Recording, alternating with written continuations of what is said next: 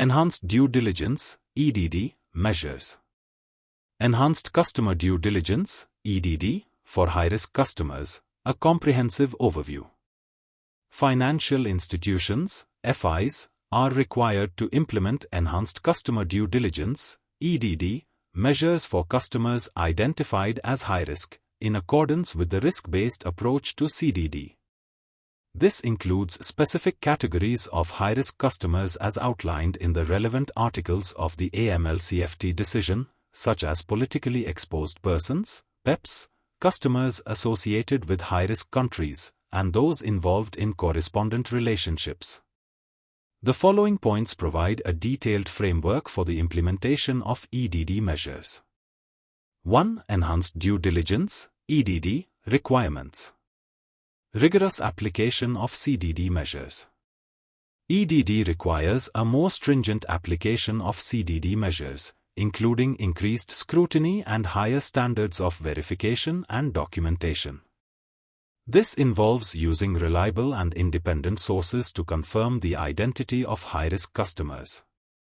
Detailed inquiry and evaluation. FIs must conduct a more thorough inquiry into and evaluation of various aspects, including the purpose of the business relationship, the nature of the customer's business, the source of funds and wealth, the purpose of individual transactions, increased supervision. EDD involves heightened supervision of the business relationship, requiring higher levels of management approval, more frequent monitoring of transactions, more frequent reviews and updates of customer due diligence information.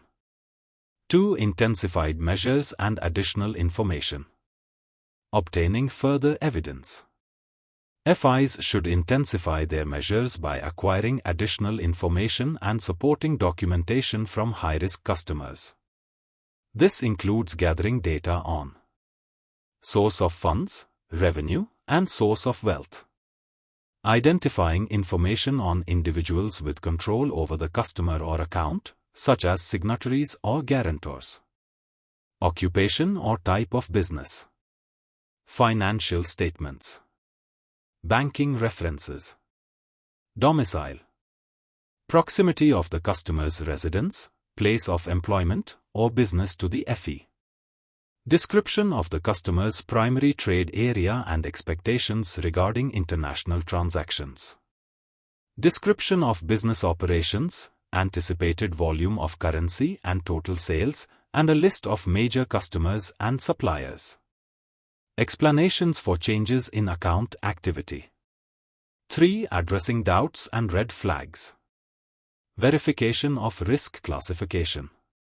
If there are doubts about the accuracy or appropriateness of a customer's MLFT risk classification, FIs should apply EDD measures to determine the correct risk classification. Responding to red flag indicators. EDD should also be applied when there are red flag indicators of potentially unusual or suspicious transactions or activities. FIs must take reasonable measures to obtain adequate and substantiated information about the customer, commensurate with the identified risk level. 4. Developing risk-based internal policies and procedures. Formulation of policies. As part of their AML CFT framework, FIs should develop risk-based internal policies, procedures, and controls related to the application of EDD measures. Key factors to consider when developing these policies include MLFT risks. The MLFT risks identified in the FE's business risk assessment. Circumstances and timing. The specific circumstances, timing, and composition regarding the application of EDD measures. Frequency of reviews and updates. The frequency of reviews and updates concerning information on high-risk customers. Ongoing monitoring. The extent and frequency of ongoing monitoring of the business relationship and transactions related to high-risk customers. Proportionality and documentation. These policies, procedures, and methodologies should be reasonable and proportionate to the risks involved. FIs should consider the results of the National Risk Assessment, NRA, any topical risk assessment, and their own MLFT business risk assessments when formulating these policies. Additionally, these policies should be documented, approved by senior management, and communicated across the appropriate levels of the organization. 5. Application of EDD to statutory high-risk categories. Guidance on high-risk categories.